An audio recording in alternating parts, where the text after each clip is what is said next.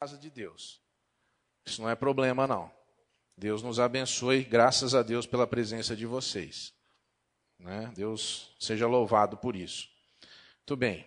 Nós vamos agora passar o momento dos dízimos e ofertas. Eu gostaria que você procurasse na sua Bíblia Provérbios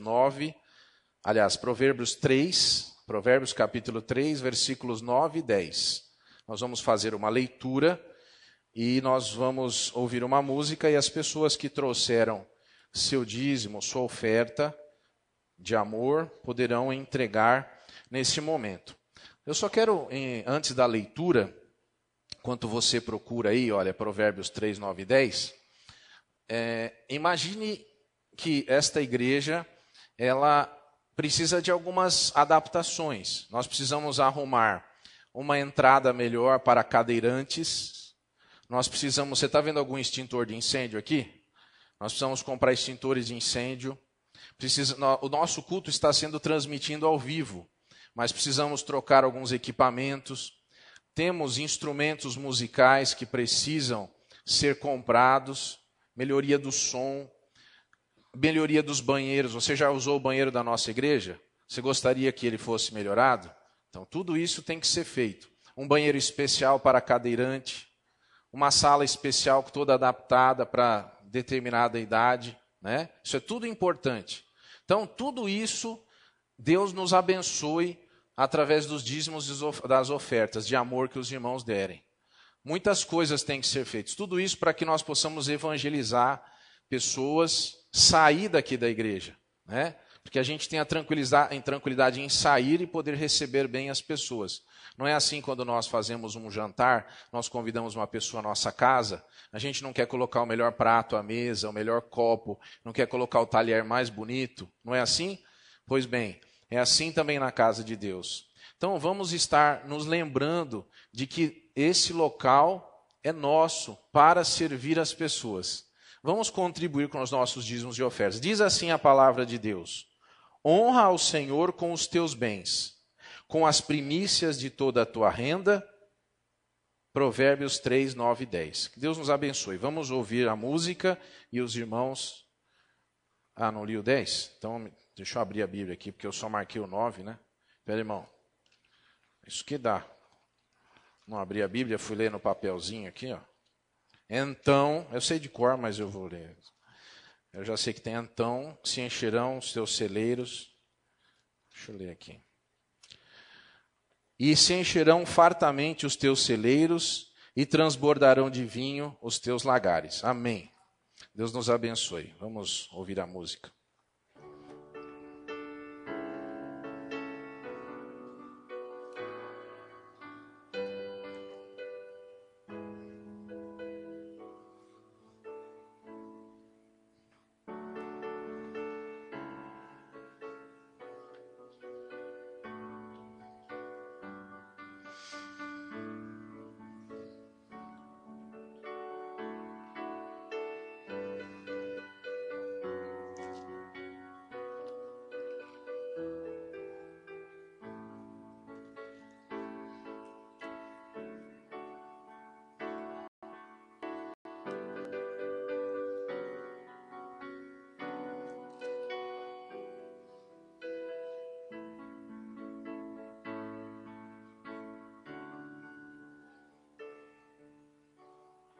Antes de nós nos assentarmos aqui, os irmãos que estão à frente, nós vamos orar pelas vidas deles, mas eu gostaria de ler um texto aqui de João 14, 1. Diz assim: não se turbe o vosso coração, credes em Deus, crede também em mim. Nesse momento nós vamos pedir que você que tem um pedido especial, fique de pé, onde você está. Você que gostaria de colocar alguma coisa nas mãos de Jesus, e ele nessa noite diz: não se preocupe, creia em mim. Né? A palavra de Deus nos diz isso. Creia em Deus, creia em Jesus. Ele pode nos atender nas nossas necessidades, pode ouvir a nossa oração. Se você tem algo que só Deus pode resolver, esse é o momento de você colocar diante de Deus. Vamos orar. Senhor, nas tuas mãos, Pai, nós colocamos a vida de cada um dos irmãos que está aqui, dos amigos. Nós pedimos que o Senhor, que é maravilhoso, que é dono de todas as coisas, que o Senhor nos conhece no nosso mais íntimo. Ó Pai, o Senhor conhece nosso passado, nosso presente e também conhece o nosso futuro. Ó Deus, nós queremos colocar diante de Ti o clamor do Teu povo, a necessidade, o desespero, a angústia. Ó Deus, que o Senhor possa trazer paz em cada coração e o Senhor mesmo possa estar abençoando na medida em que cada um se entregue a Ti e confie em Ti, sabendo que o Senhor tem sempre o melhor, sempre algo muito melhor, infinitamente melhor do que pensamos ou pedimos. Ó Pai, a Tua igreja reunida nesse lugar, dedica-se a Ti. Nós queremos também Te agradecer pela vida desses irmãos que entregaram seu dízimo, sua oferta, no ato de fé, no ato de amor. Senhor, devolvendo aquilo que é Teu e também em gratidão a Ti. Abençoa a vida desses irmãos que têm contribuído para a continuidade desse trabalho nesse lugar. E, Senhor, que nós possamos ter em abundância para podermos ajudar a outros, ajudarmos ainda mais. Fica com a Tua igreja, em nome de Jesus. Amém e amém. Pode assentar-se. Deus abençoe. Muito obrigado.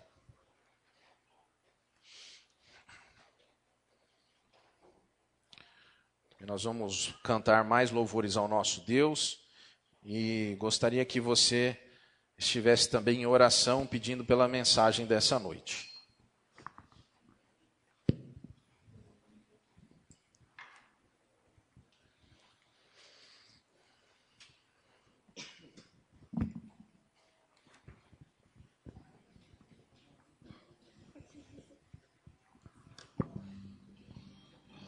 Vamos colocar em pé novamente, né, para a gente louvar o nosso Deus. Que em pé a gente canta melhor, canta mais bonito. Essa música que vamos cantar agora, ela fala, né? Ainda que a videira não floresça e ainda que a videira não dê o seu fruto, mesmo assim eu me alegrarei em Ti. Que a gente possa ser assim mesmo, que por mais que na nossa frente possa estar um turbilhão de dificuldades, a nossa alegria possa estar no Senhor.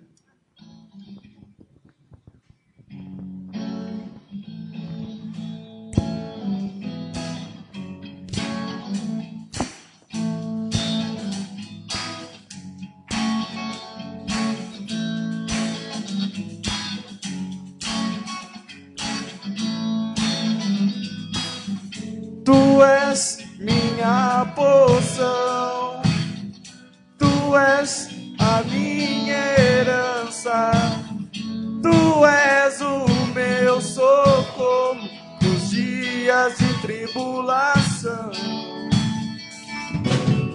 Mesmo que meus pais me deixem, mesmo que amigos me traiam, eu sei que em seus braços eu encontro salvação. Ainda que a figueira não floresça, ainda que a videira não dê o seu fruto, mesmo que não haja alimento nos campos, eu me alegrarei em Ti. Ainda que a figueira não floresça, ainda que a videira não dê o seu fruto, mesmo que não haja alimento nos campos, eu me alegrarei em Ti.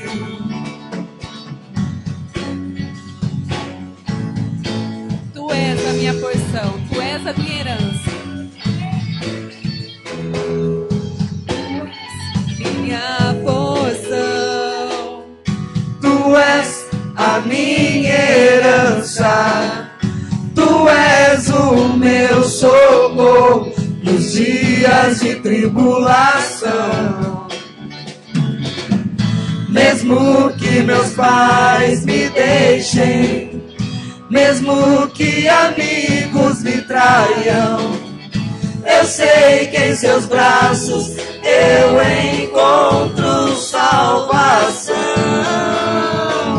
Ainda que a figueira não floresça, ainda que a videira não dê o seu fruto, mesmo que não haja alimento nos campos, eu me alegrarei em ti.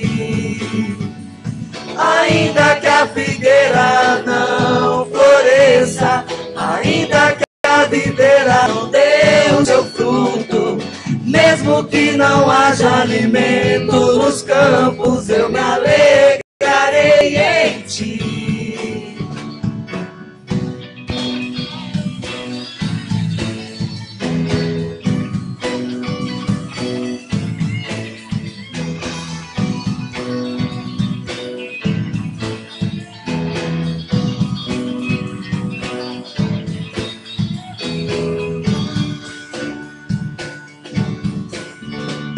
Ainda que a figueira não floresça, ainda que a videira não dê o seu fruto, mesmo que não haja alimento nos campos, eu me alegrarei em ti. Ainda que a figueira não floresça, ainda que a videira não dê o seu fruto, mesmo que não haja alimento nos campos, eu me alegrarei em ti. Amém. Que realmente nós possamos estar alegres no Senhor, mesmo que haja lutas, que haja tribulações, e que tudo pareça nos afastar do nosso Senhor. E que, pelo contrário, tudo isso faça nos aproximar do nosso Senhor, porque nós precisamos dele. Vamos estar declarando realmente que nós precisamos de ti, precisamos do teu perdão, precisamos que ele quebrante o nosso coração. Preciso de ti.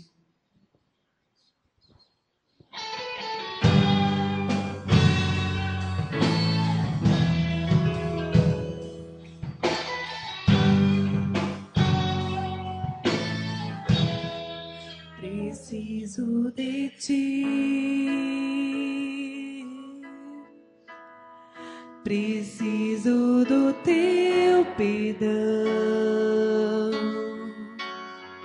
Preciso de ti. Quebranta meu coração.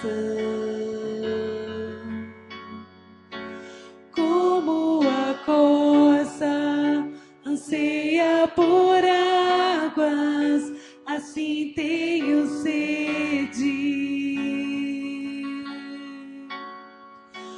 Como terra seca, assim é minha alma. Preciso de ti.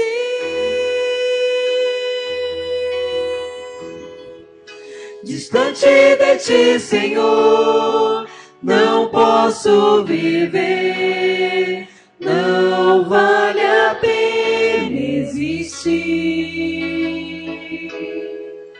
Escuta o meu clamor, mais que o ar que eu respiro, preciso de ti.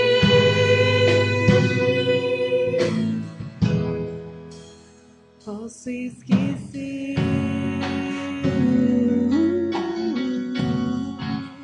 o que fizeste por mim, como alto é o céu,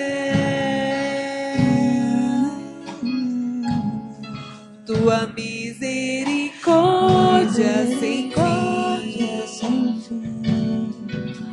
Como o Pai se compadece dos filhos, assim tu me amas. As minhas transgressões, preciso de ti, Senhor. Distante de ti, Senhor, não posso viver. Não vale a pena existir. Escuta o meu clamor, mas que o ar que eu respiro, preciso de ti. Distante de ti, Senhor. Distante de ti, Senhor, não posso viver. Não vale a pena existir. Escuta o meu clamor, mas que o ar que eu respiro, preciso de ti.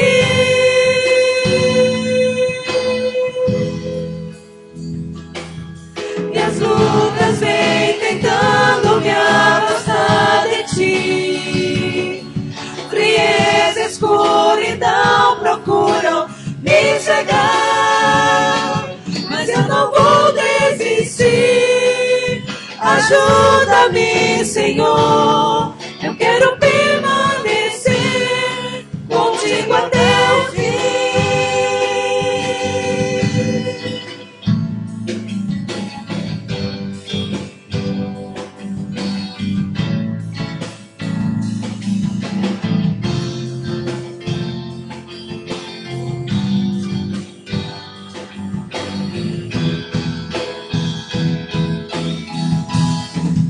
Distante de ti, Senhor, não posso viver. Não vale a pena existir. Escuta o meu clamor, mas que o ar que eu respiro, preciso de ti. Distante de ti, Senhor, não posso viver, não vale a pena existir. Escuta o meu clamor, mas que o ar que eu respiro, preciso de ti. Preciso de ti. Preciso de ti. Eu preciso tanto. Preciso de ti. Preciso de ti. Preciso de ti. Amém. Vocês podem assentar-se. Eu vou convidar aqui à frente todas as crianças que estão conosco, para que nós possamos orar juntos antes da aula que eles vão participar com as professoras.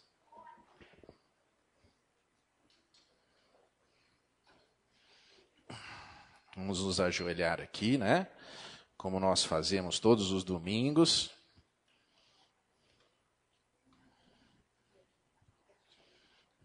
Vamos orar agora ao Papai do Céu. Senhor, aqui estão diante de Ti essas crianças, trazidas pelos papais, pelos titios, pelas vovós.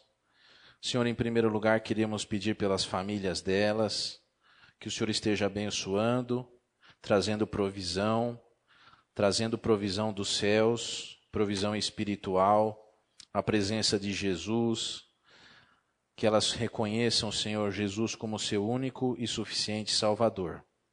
Abençoa, Pai, também as professoras que têm se dedicado ao ensino da Tua Palavra. Que elas sejam também ricamente abençoadas. E que esses pequeninos que estão aqui possam se tornar grandes homens e mulheres, grandes profissionais, grandes, Senhor, pessoas para a Tua causa. Te agradecemos pela vida de cada um deles e pedimos a Tua bênção. Em nome de Jesus, amém. Deus abençoe.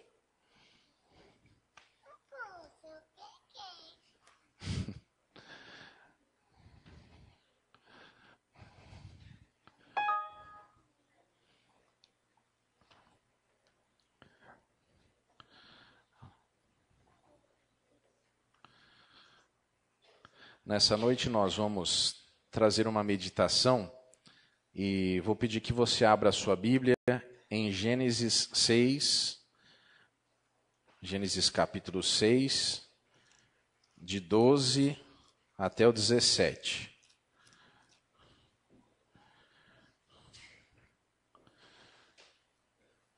Nessa noite nós queremos falar sobre 5 constatações sobre o dilúvio. 5 constatações sobre o dilúvio. Gênesis 6, de 12 a 17. Diz assim a palavra de Deus. E viu Deus a terra, e eis que estava corrompida. Toda a carne havia corrompido o seu caminho sobre a terra. Então disse Deus a Noé: o fim de toda a carne é vindo perante a minha face, porque a terra está cheia de violência, e eis que os desfarei com a terra. Faze para ti uma arca de madeira de gofer, farás compartimentos na arca, e a betumarás por dentro e por fora com betume.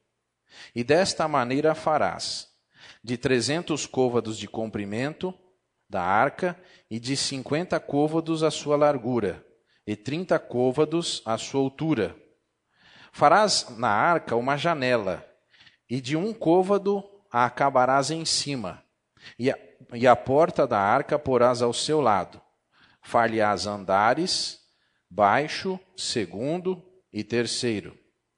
Porque eis que eu trago um dilúvio de águas sobre a terra, para desfazer toda a carne em que há espírito de vida debaixo dos céus, e tudo o que há na terra expirará.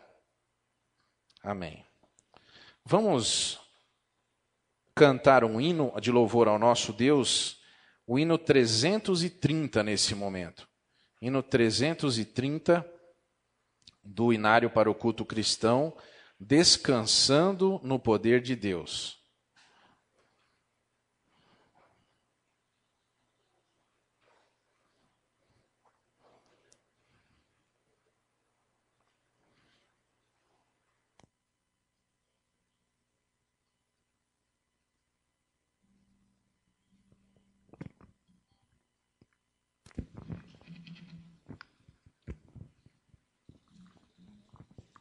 Irmã, como o hino é descansando, vamos deixar o pessoal sentado mesmo, tá?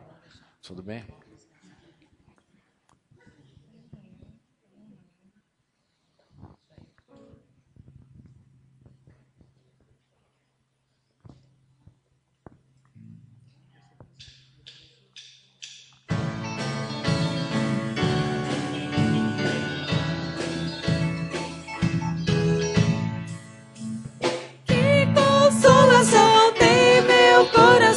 Descansando no poder de Deus, Ele tem prazer em me proteger. Descansando no poder de Deus, descansando nos eternos braços do meu Deus, vou seguro, descansando no poder de Deus.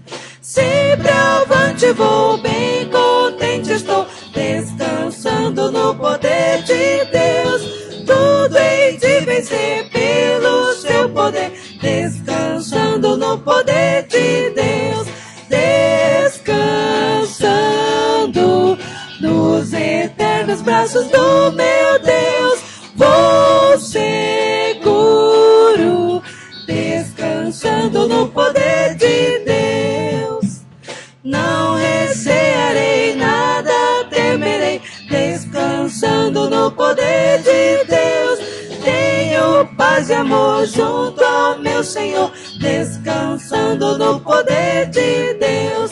Descansando nos eternos braços do meu Deus, vou seguro, descansando no poder de Deus. Luta sem cessar hei de atravessar, descansando no poder de Deus. Não me deixarás, mas me susterás, descansando no poder de Deus. Descansando nos eternos braços do meu Deus, vou seguro, descansando no poder de Deus. Bem, que Deus abençoe. Obrigado, irmãos. Muito bem, nós Vamos falar sobre o dilúvio, mas para ninguém ficar assustado, né? A gente cantou Descansando no Poder de Deus, né? Porque há a solução para os nossos problemas. Irmãos, nós gostaríamos de comentar alguma coisa sobre o dilúvio nessa noite, mas gostaríamos de dizer que o dilúvio tem um significado para nós hoje. O dilúvio não é algo que, porventura, alguém fala assim, isso está lá em Gênesis, eu não tenho nada com isso. Dilúvio tem muito a ver com a gente. Então, nós vamos ver que eu peguei um dicionário da língua portuguesa, que você pode encontrar pela internet, chama Priberran, e é um dicionário lá de Portugal, muito bom. E eu fui lá procurar o que significa a palavra dilúvio. Então nós temos aqui 3 significados. O primeiro é uma grande inundação que submerge uma vasta região. Segundo sentido, talvez figurado aí, seria grande número ou grande abundância. Então, é uma maneira de nós dizermos, por exemplo, houve um dilúvio de dinheiro, né? Então uma grande abundância de dinheiro, nesse caso. E outra coisa também, um terceiro, é uma afluência impetuosa, algo repentino, algo que trouxe surpresa e é devastador e destruidor. Então, isso pode significar dilúvio. Na nossa história humana, na história, vamos dizer assim, secular, o dilúvio na antiguidade foi registrado por diversas civilizações em lugares diferentes. Então, se você fosse fazer um levantamento sobre o dilúvio, você ia ver que vários povos da antiguidade têm registro, não só a Bíblia, sobre um momento onde a terra se encheu de água. Inclusive, hoje o lugar chamado Iraque, que antigamente você vai encontrar na Bíblia como Babilônia, foi fundado por causa do dilúvio. Porque as pessoas, elas preocupadas com um outro dilúvio que houvesse, né, os descendentes de Noé, ao perceberem a destruição que aconteceu, passaram a construir uma torre. E essa torre, num lugar que ficou chamado como Torre de Babel, nesse mesmo lugar onde estavam construindo essa torre, é que nós conhecemos na Bíblia, por exemplo, a Babilônia. E alguns escritos foram encontrados sobre o local onde essa torre estava sendo construída. Você sabe pela palavra de Deus que houve uma confusão nesse lugar, e aí então houve uma intervenção divina, e as pessoas não estavam se entendendo, porque estavam se ajuntando contra Deus, e as línguas que nós temos hoje no mundo, elas se iniciaram por causa desse evento. Mas não é sobre isso que nós vamos falar. Nós vamos falar sobre o dilúvio. O que o dilúvio tem a ver com a gente? Alguém vai falar assim, nós temos tsunami, nós temos algumas coisas. Mas não é sobre isso. A primeira coisa que eu quero dizer que o dilúvio tem muito a ver com a gente é o seguinte: o dilúvio foi provocado pelos homens. Muitas pessoas pensam que o dilúvio foi provocado por Deus. Não. O dilúvio foi provocado pelos homens e pelas mulheres, pela humanidade. Porque senão alguém já vai apontar, tá vendo? A culpa é sua, homem, né? Você viu no texto que nós lemos que existia uma característica na sociedade que, vamos dizer assim, que era um sintoma de algo que estava errado. O que era? A violência. No texto que nós lemos em Gênesis 6, tem uma palavra que nos chama a atenção. Existia violência. O que é a violência? Violência senão a falta de temor a Deus e ao próximo. A violência vai completamente contra aquilo que a Bíblia e o cristianismo ensinam. Muitas pessoas têm usado incorretamente o cristianismo com violência. Nós não somos da violência, nós somos da paz. Nós não somos dos que atacam, nós somos dos que oram. Mas a violência é uma característica da sociedade sem Deus. Quando você liga a sua televisão ou vê na internet essas matanças de pessoas, acidentes acontecendo, saiba, as pessoas estão vivendo sem temer a Deus. o dilúvio não foi provocado por Deus, mas foi provocado pelos homens. A pergunta é, hoje nós estamos provocando a Deus como sociedade?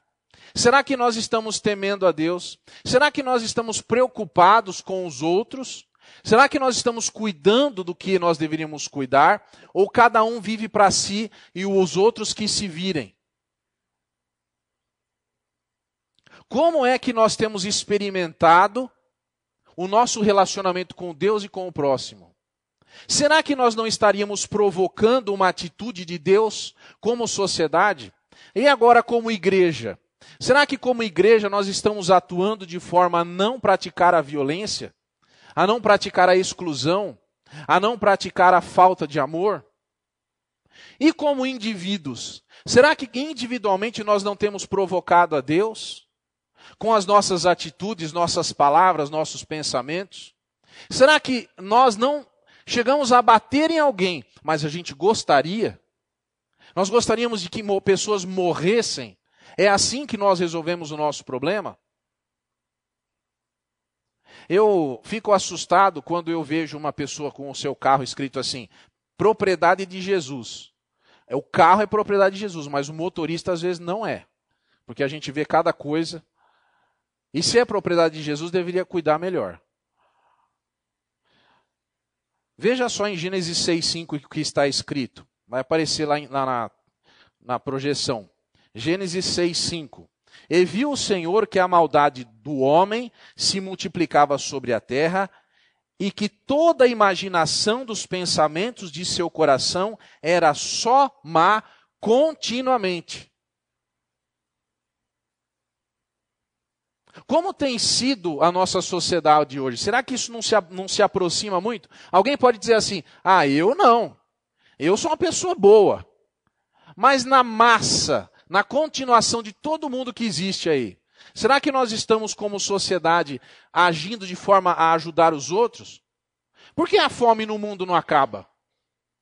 Por que a miséria não acaba? Não seria por causa da ganância de algumas pessoas?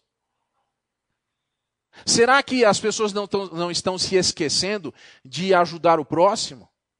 As pessoas não ficam pensando mal continuamente? Como é que nós estamos vivendo a nossa semana? Será que a nossa semana é uma semana dedicada a Deus ou é dedicada ao mal? Será que no nosso trabalho nós queremos ver os outros morrendo e padecendo ao nosso lado ou nós estamos dispostos a ajudar? Como nós temos agido? Porque naquele tempo as pessoas tinham seu coração mal continuamente.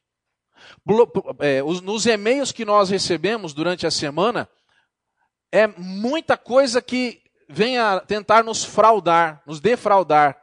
Outro dia eu recebi um e-mail que a minha senha de um banco tinha mudado. Eu nem tenho conta naquele banco.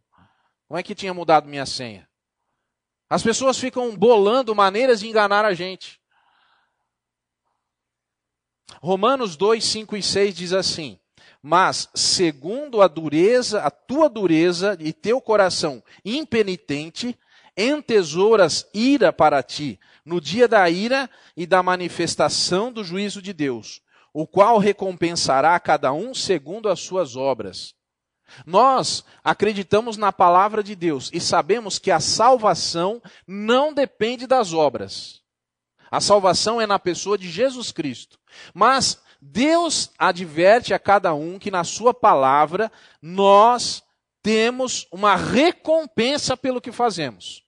Cada um de nós, individualmente, pode abrir uma conta de poupança e guardar alguma coisa ali. E o que os homens têm feito? Os homens têm guardado nessa conta a frieza no coração, têm guardado nessa conta a falta de temor a Deus. E a Bíblia nos chama a atenção com uma palavra, entesouras. Ou seja, você está guardando isso no seu tesouro.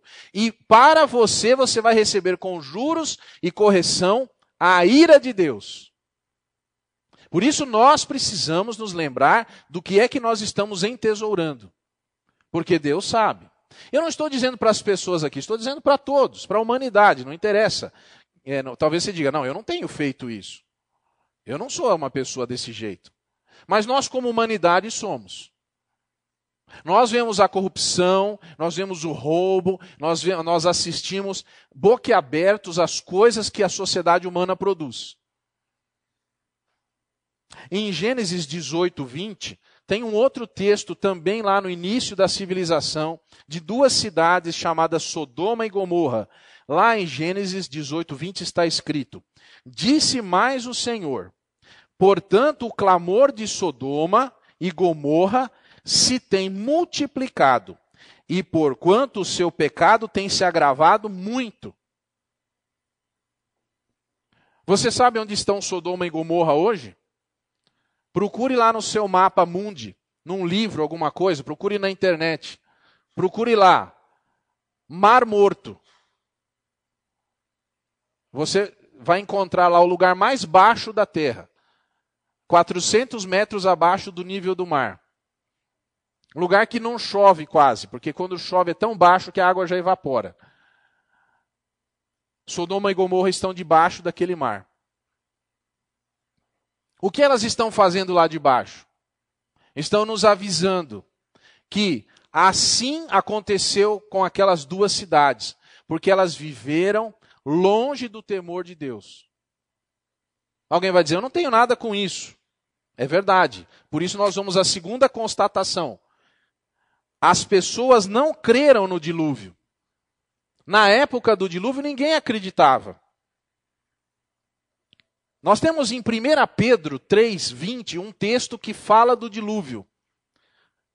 Pedro nos diz assim: os quais no outro tempo foram rebeldes quanto à longanimidade de Deus, esperava nos dias de Noé. Enquanto se preparava a arca, na qual poucas, isto é, 8 almas, se salvaram pela água.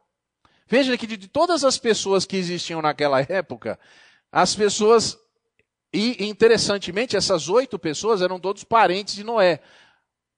Uns estavam fazendo comida, outros preparando a arca. E eu, assim, acredito que eles até entraram, que falaram um trabalho tão grande, né, para aqui. Vamos ficar aqui dentro, ver o que vai acontecer, né? Vamos entrar nesse negócio aí. 8 pessoas. De todas as pessoas que existiam. Nós não sabemos quantas pessoas morreram. Eu não tenho a menor ideia. Mas a gente pode aí imaginar que existiam milhares ou até milhões de pessoas. Por que não? E o que aconteceu com todo mundo? Não acreditou. Disse assim, isso não vai acontecer não. E você sabe que a Bíblia diz que quando Deus fez o jardim do Éden, as plantas não eram regadas por chuva. Depois você procura lá na Bíblia. Existia um vapor que subia da terra e regava as plantas. Ou seja, as plantas eram regadas de baixo para cima. Não existia necessariamente chuva. Nós não temos nenhuma história na Bíblia, até o capítulo 6 de Gênesis, que diga que choveu antes. Até mesmo Noé dizer que choveria era um absurdo. Olha, pessoal, vai cair água do céu. O quê? Como assim? Então a chuva não era algo registrado na palavra de Deus até o capítulo 6. Provavelmente até a mensagem de Noé era um absurdo. Era uma utopia. Mas as pessoas não creram.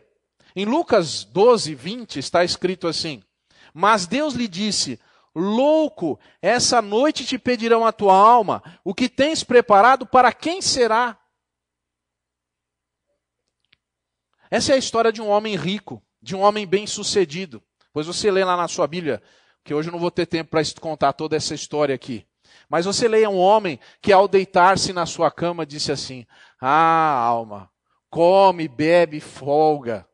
Porque ele tinha tanta coisa que os celeiros dele não tinham capacidade, autonomia para receber toda a produção que as suas empresas tinham feito naquele dia ou naquele mês. E agora ele começa a pensar, eu vou ter que construir mais celeiros, porque eu estou me dando bem, o meu negócio está prosperando. Mas naquela noite em que ele se deita feliz, se deita alegre pelo sucesso que ele está tendo, Jesus nos conta a história de que Deus disse a ele, louco, você está maluco, porque essa noite você vai partir. E o que você tem preparado para quem será? Isso tem uma implicação muito grande. Primeiro, esse homem não estava preocupado nem em deixar as coisas dele. Ele jamais pensou que um dia morreria. Se tem uma coisa engraçada, é que nós não pensamos que nós vamos morrer. Nós achamos que nós vamos viver para sempre. Nós vivemos como se não fôssemos morrer. Nós achamos que nunca vamos ficar doentes, nunca vamos ter que morrer. Falar de morte, para alguns, diz assim, olha, fala disso não. Mas é certo que nós vamos morrer. Existe só uma possibilidade, Cristo voltar e levar a sua igreja. Fora isso, eu vou morrer. Eu posso morrer agora. Por acaso, se eu morrer agora, não se preocupe, eu fui para o céu. Mas se eu morrer agora, é uma possibilidade. Você já pensou como funciona o nosso cérebro? Quantas veias tem lá dentro? Eu não sei se o cálculo está correto, mas diz que no nosso corpo tem tanta veia que daria para fazer a viagem da Terra ao Sol, 111 veias esticando as nossas veias aí. Não sei se é verdade esse cálculo aí, mas diz que é uma coisa absurda. Tanta veia que você tem na cabeça. Tem veias na nossa cabeça mais finas que um fio de cabelo. Se uma veia dessa, ela tiver um problema, eu garanto para você, você vai saber. Nós estamos sempre vivendo por um fio. As pessoas não vivem como se fossem morrer. Eu não estou dizendo que você tenha que pensar só nisso, mas você precisa pensar nisso também. Isso tem que fazer parte da sua vida. Você precisa chamar a sua família e dizer, olha, deixa eu explicar algumas coisas aqui. No dia que eu partir, você vai ter que fazer isso, você vai ter que fazer aquilo. Lá na minha casa tem uma pasta. E eu uma vez chamei a minha família, meus filhos, minha esposa, e disse assim, olha, tem essa pasta aqui. Tem aqui um número de telefone, tem esse documento, esse aqui, vocês precisam fazer isso, isso, isso. Aqui tem todas as instruções para que se acontecer alguma coisa. Mas sabe por que eu fiz isso? Eu fiz isso porque uma vez eu tive que visitar uma família. E eu, ao visitar a família, fui na casa de uma viúva, que tinha uma filha adolescente. E o marido tinha morrido assassinado, era um colega meu. E eu descobri, para minha surpresa, que aquela esposa, ela não sabia pagar uma conta. E esse meu amigo era funcionário de banco. Mas ele nunca ensinou para a esposa, nunca disse nada, como funcionavam as coisas. E ela estava literalmente perdida. Ela já tinha perdido o marido e agora não sabia absolutamente nada do que fazer. E isso me assustou. Mas antes de eu criticar alguém, eu lembrei, eu também nunca me preocupei com isso. Minha esposa sabe pagar as contas, mas ela não sabe de algumas informações que eu tenho, porque sou um funcionário de uma empresa. Então ali, deixei avisado tudo isso. Por quê? Porque pode acontecer. Porque depois que eu falecer, as pessoas vão dizer, além de morrer, ainda está dando trabalho.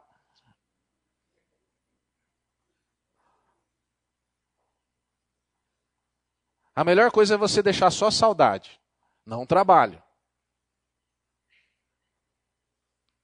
Atos 12, 23. E no mesmo instante, feriu o anjo do Senhor, porque não deu glória a Deus, e comido pelos bichos expirou. Que jeito de morrer esse, hein?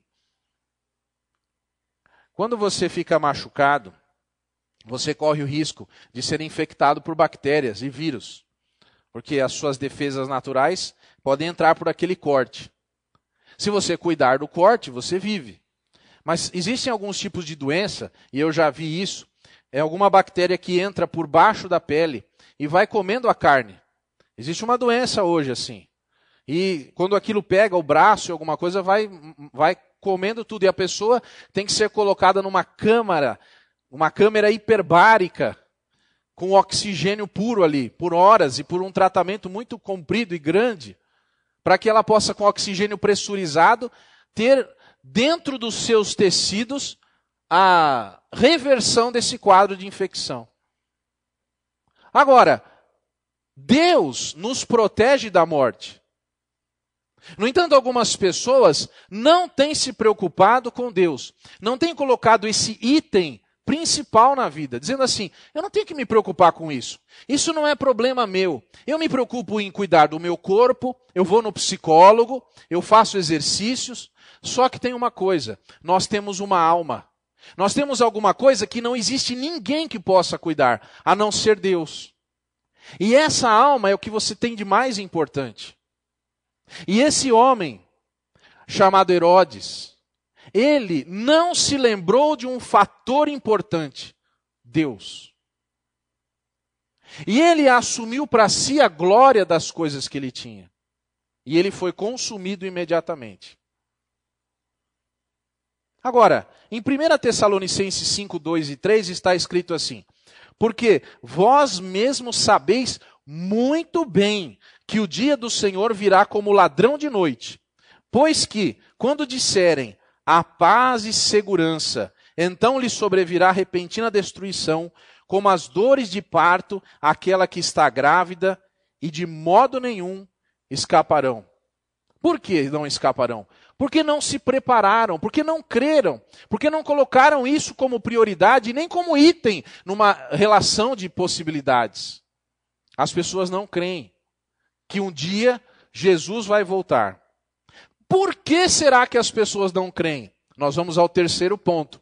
Porque as pessoas estão preocupadas com seus assuntos pessoais. Nós vivemos uma cultura de que o que é meu é mais importante do que o que é seu. Nós vivemos uma cultura de que as coisas